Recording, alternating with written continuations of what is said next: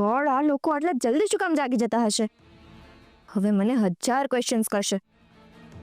એ લોકો મારું ઇન્ટરવ્યુ લે ને એ પહેલા જ મારે કંઈ કરવું પડશે.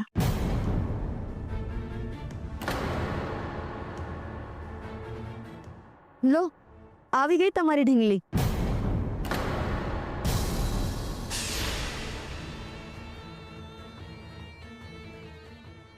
અરે મારી ઢીંગલી, તું 1 મિનિટ. વર્ષાબેન, કાલે રાત્રે તમે મારા રૂમમાં આવીને મને મર્ડર કહેતા હતા ને? પણ ફોર યોર કાઇન્ડ ઇન્ફોર્મેશન, બીજા પર કમેન્ટ કરતા પહેલા પોતાના કર્મોને જોઈ લેવાના. શું વાત કરે છે બેટા? શું થયું હતું? વર્ષા, આ કિયારા શું કહે છે? What happen? બોલો ને, આમ સ્ટેચ્યુની જેમ ચૂપ કેમ ઊભા છો? બોલો. શું સવાર સવારમાં શું છે આ બધું? એ વર્ષાબેનને પૂછો. એ એવું કે છે કે ક્રિશનું મર્ડર મેં કર્યું છે.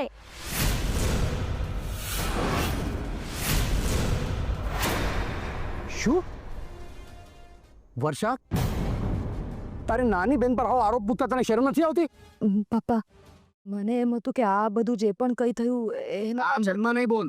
જે કંઈ બોલવું એ મોટેથી બોલ. અને તારી પાસે શું પુરાવા છે? હા, શું પુરાવા છે? યુ નો પપ્પા, મારી જ ભૂલ છે. દર વખતે હું ઇમોશનલ થઈને બધું લેટ ગો કરું છું.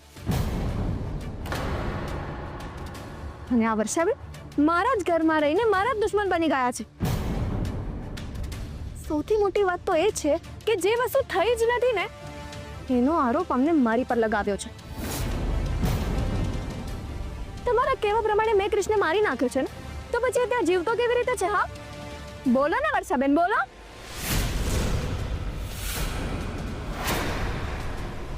પપ્પા, ક્રિશ એના ઘરે એકદમ ઓલરાઇટ છે.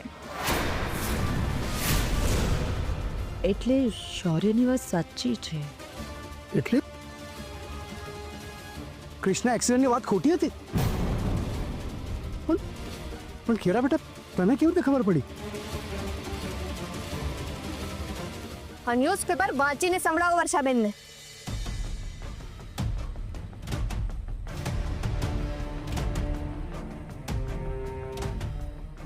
ગઈકાલે રાતે એક જુવાનિયાએ તળાવમાં પડીને આત્મહત્યા કરી.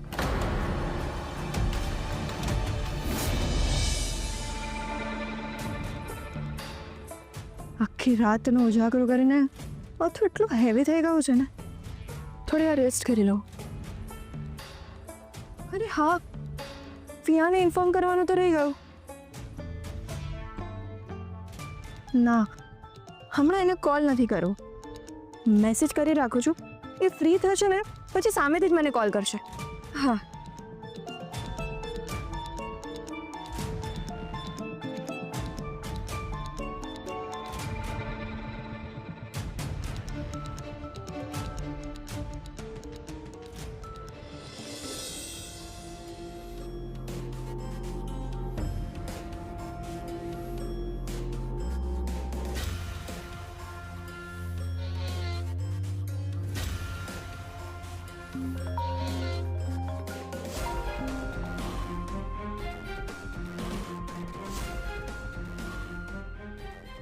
ફિયાને પણ આરામ નથી. શું થયું કિયારા? તે ન્યૂઝપેપર વાંચ્યું? ના, તો વાંચી લે એટલે તને સમજાઈ જશે. પણ તું કે ને, બધું સેટલ થઈ ગયું ને?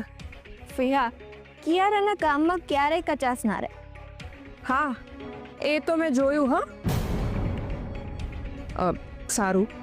મને એમ કે આ બધું તે મેનેજ કેવી રીતે કર્યું? બધું બહુ ડિફિકલ્ટ હતું. એ લોકોના મોઢા બંધ કરવા માટે મેં ડબલ પૈસા આપ્યા છે. પણ વાંધો નહીં, જેવા પૈસા આપ્યા ને એવી જ રીતે ડૉક્ટર એમના રિપોર્ટ્સ બદલી કાઢ્યા અને પોલીસ એમનું સ્ટેટમેન્ટ બદલી નાખ્યું. અને મીડિયા? એ લોકોને તો મર્ડર મિસ્ટ્રી કરતાં સુસાઇડ સિક્રેટમાં વધારે ઇન્ટરેસ્ટ હોય છે ફિયા.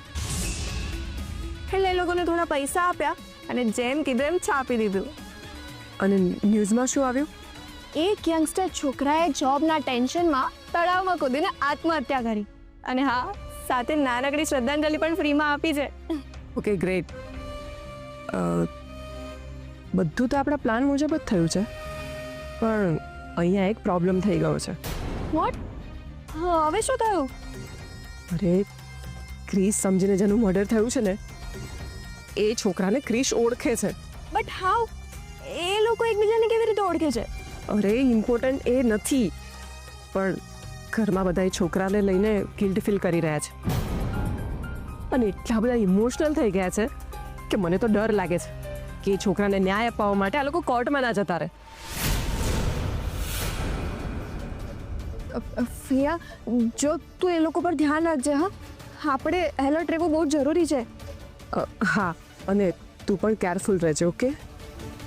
હા.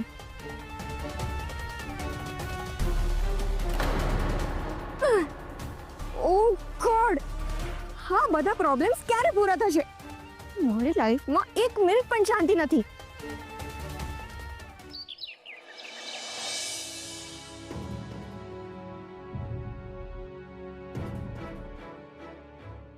અંકલ, પોસ્ટમોર્ટમ રિપોર્ટ આવ્યો? હા,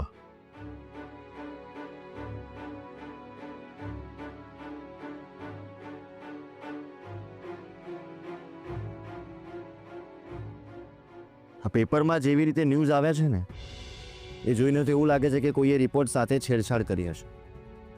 હા બેટા, હકીકત બહાર ન આવે એ માટે કોઈએ બહુ મહેનત કરી છે. અને આ કરવા માટે બહુ રૂપિયા પણ ખવડાવ્યા હશે. દેટ મીન્સ કે કોઈ બહુ મોટી પાર્ટી આ બધામાં ઇન્વોલ્વ છે. યુ આર રાઈટ બેટા. આપણે છે ને ક્રિશભાઈને પૂછવું પડશે કે એમને કોના ઉપર ડાઉટ છે. અંકલ, શૌર્ય, મને એવું લાગે છે કે ક્રિશને આ વાતોમાં આપણે હમણાં ઇન્વોલ્વ ના કરવો જોઈએ. યુ આર રાઈટ હર્ષ. અમે અત્યારે પેલા શુભમને કારણે બહુ અપસેટ છે. ઠીક છે, આપણે ક્રિશભાઈ સાથે આ વિશે કોઈ વાત નહીં કરી, પણ આપણે પેલા વ્યક્તિને શોધવું તો પડશે ને.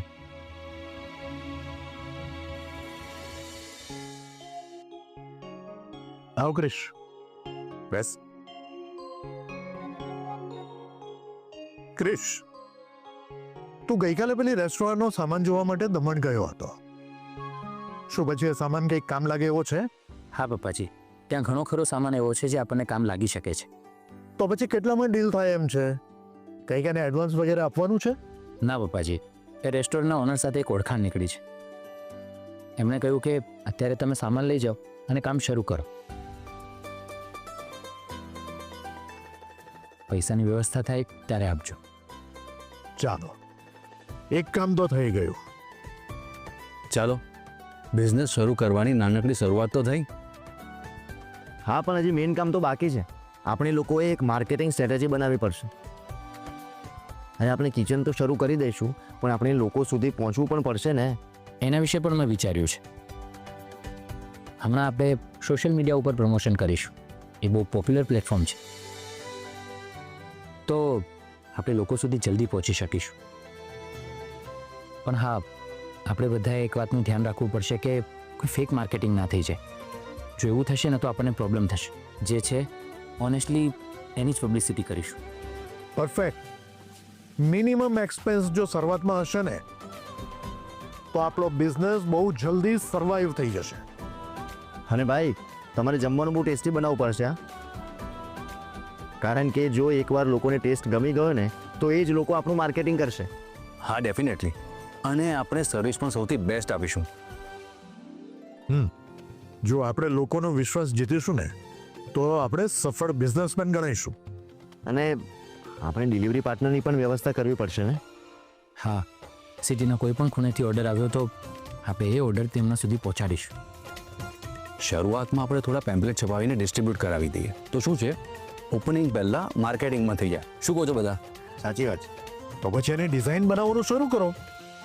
તો આપણે હમણાં એક કામ કરીએ, જે કંઈ પણ કામ છે એનું એક લિસ્ટ બનાવીએ અને પછી તૈયારીમાં લાગી જઈએ. શું કહો છો? પરફેક્ટ. હા, તો ચાલો માતાજીનું નામ લઈને આપણે શરૂઆત કરી દઈએ. હા, done. Oh God, Kiara, look at your nails. Look at yourself. છેલ્લા કેટલાય દિવસથી લાઈફ કેટલી મેસી ચાલી રહી છે ને, તું તારી પર ધ્યાન જ નથી આપતી. No no, you have to take care of yourself. કામ કરું છું, આજે સલૂન જતી આવું છું. હા બોલો મેડમ. મેડમ અરે મસ્તી કરું છું.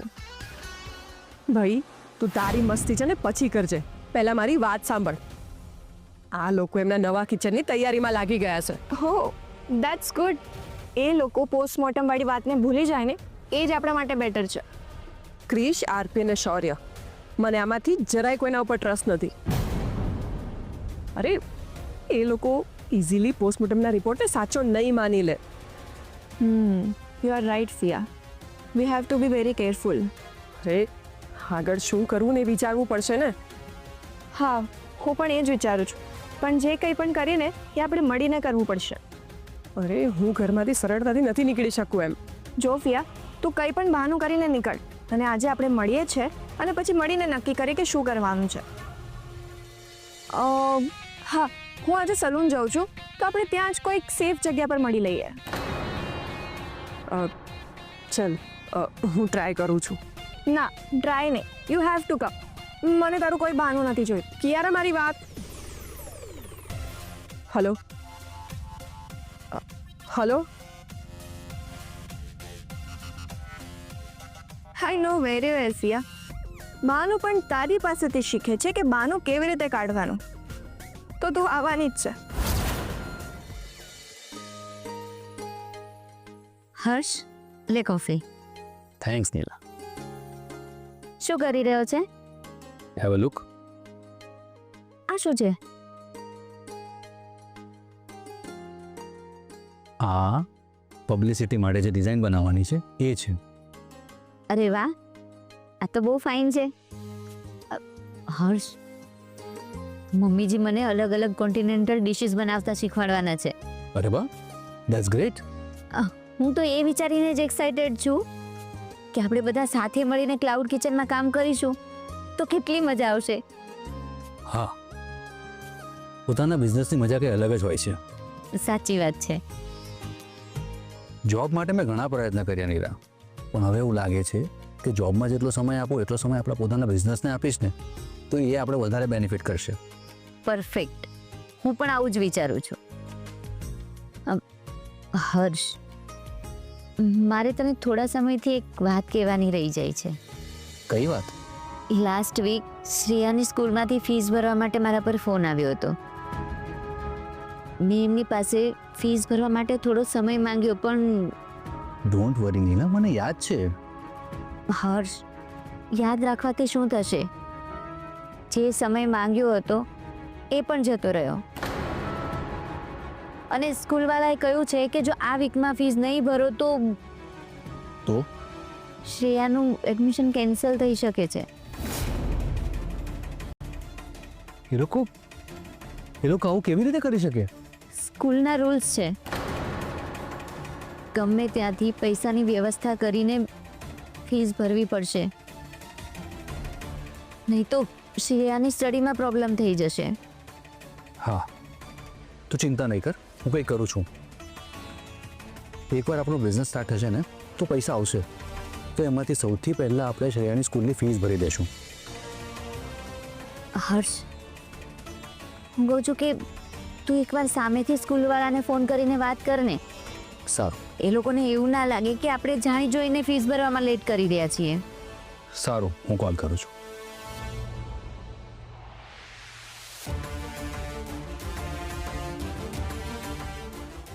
હેલો. હા મેમ હું શ્રેયા નાનાવાડીનો ફાધર બોલું છું. મેમ, મેં તમને એટલા માટે કોલ કર્યો છે કે શ્રેયાની ફીસ. શું? આ તમે શું કહો છો? પણ ક્યારે? ઓકે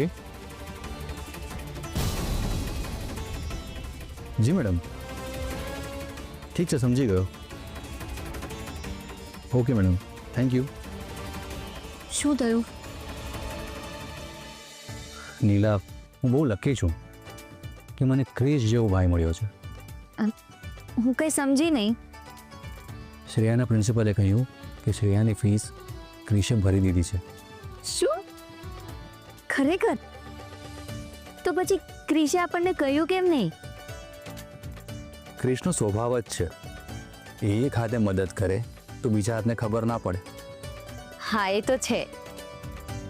હર્ષ, મને આજે સમજાયું કે જોઈન્ટ ફેમિલીમાં રહેવાથી દુઃખો પણ વેચાઈ જાય છે. સાચી વાત કરી તે, અને એટલે જ તો મમ્મી આપણા બધા પર આટલો પ્રાઉડ ફીલ કરે છે કે આપણે બધા એકબીજાના દુઃખોમાં પણ એકબીજાની સાથે જ હોઈએ છીએ. હું તો ભગવાનને પ્રાર્થના કરીશ કે આપણો પરિવાર હંમેશા આમ એક સાથે રહે. ભાભી, કિચનમાં કરિયાણું ને શાકભાજી પૂરા થવા આવ્યા છે, તો હું જઈને લઈ આવું. મીતા, હું તને આજે કહેવાની જ હતી. જોયું ભાભી, તમારા કીધા વગર હું બધું જ સમજી જાઉં છું ને. હા, એક કામ કરીએ, આપણે બંને સાથે જઈને લઈ આવીએ. અરે, હવે આ ક્યાં સાથે આવવાનું કહે છે? જો આ સાથે આવશે ને તો હું ક્યારે નહીં મળી શકું. શું થયું મીતા? શું વિચારે છે? અરે ભાભી, તમારે હેરાન થવાની શું જરૂર છે? અરે મીતા, એમાં હેરાન થવા જેવું શું છે? હા, અરે એટલે એમ કે તમે ઘરે રહો, હું જઈને લઈ આવું છું. ઠીક છે, ચલ. આપણે બંને નથી જવું. હા, હું એક કામ કરું છું, હું ઓનલાઈન મંગાવી લઉં છું. આજકાલ એમ પણ ઓનલાઈન છે ને બધી વસ્તુઓ બહુ સારી મળે છે અને સારું એવું ડિસ્કાઉન્ટ પણ મળે છે. હું હમણાં જ ઓર્ડર કરી લઉં છું. નક્કી આજે મારા પ્લાનની પથારી ફેરવીને રહેશે. ભાભી, આપણે ઓનલાઈન વસ્તુ લઈએ ને એના કરતાં આંખે જોઈને લઈએ ને એ વધુ સારી. જે આપણને ખબર તો પડે કે સારું શું ને ખરાબ શું. પણ મીતા, મારી વાત તો સાંભળ. ભાભી, આ ઓનલાઈન વાળા છે ને સ્ટોર કરેલો માલ મોકલતા હોય છે, એટલે હું તમને ના પાડું છું. ઠીક છે, જા, તું જઈને લઈ આવ. હા. અચ્છા સાંભળ, હવે શું છે આને? નીલાને તારી સાથે લઈ જા. હા, ભાભી, એને શું કામ હેરાન કરવી છે? એ બિચારી આપણી મહેમાન કહેવાય, અને એને આ બધું કામ કરાવીએ ને એ સારું ના લાગે.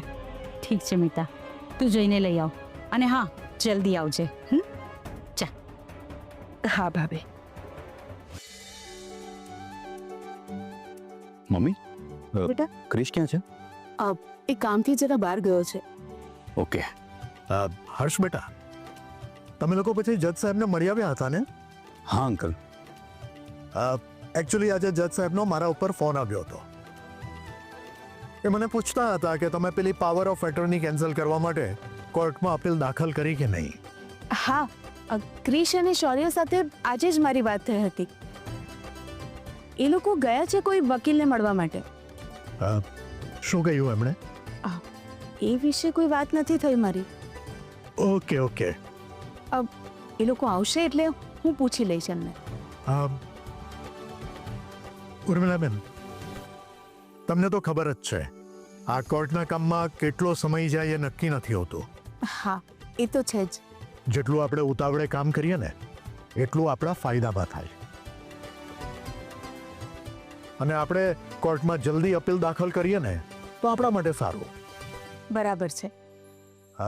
ઉર્મિલાબેન, તમને વાંધો ના હોય તો હું મારા એડવોકેટ સાથે વાત કરું. ના અંકલ, એકવાર ક્રિશ અને શૌર્ય આવી જાય ત્યાં સુધી આપણે એની રાહ જોઈ લઈએ. જો એ લોકોને કોઈ એડવોકેટ નથી મળતો તો પછી આપણે તમારા એડવોકેટ સાથે વાત કરી લઈશું. ફાઇન, નો ઇશ્યુઝ.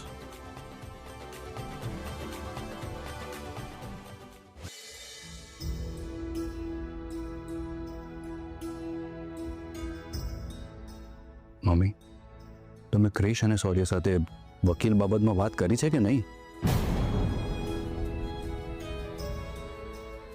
ના બેટા, વાત કરવાની રહી ગઈ છે. તો પછી તમે રાજેશ અંકલને એવું કેમ કહ્યું કે તમારી વાત થઈ ગઈ છે? જો બેટા મેં એવું ના કહ્યું હોત તો રાજેશભાઈ એમના વકીલને હાયર કરી લેત અને પછી બધો ખર્ચો પણ એ જ આપી દેત. હા, એ પણ છે. અને તને તો ખબર છે ને બેટા કે આ કોર્ટ કચેરીમાં પૈસાનું પાણી થઈ જતું હોય છે. અને હું નથી ઈચ્છતી કે આપણો ખર્ચો કોઈ બીજું ઉપાડે. એમ પણ એમણે આપણા માટે ઘણું કર્યું છે. એ જ તો. અને એટલે જ હવે આપણી બધી જ તકલીફોના રસ્તા આપણે જાતે શોધવાના છે. અચ્છા તમે બેસો, હું સોશિયલ મીડિયા માર્કેટિંગ માટે 2-3 જણને મળી આવું છું અને એ લોકોને રેટ્સ પણ જાણી આવું છું. ઠીક છે બેટા. અને હા, એ પછી આવીને મેં જે ડિઝાઇન્સ રેડી કર્યા છે એ પણ હું તમને બતાવીશ. અરે એ જોઈને હું શું કરીશ? એમાં એક્સપર્ટ તું છે, હું નહીં. થેન્ક્સ મમ્મી, મારા પર ટ્રસ્ટ કરવા માટે. ચલો હું જાઉં છું. ઓકે બેટા.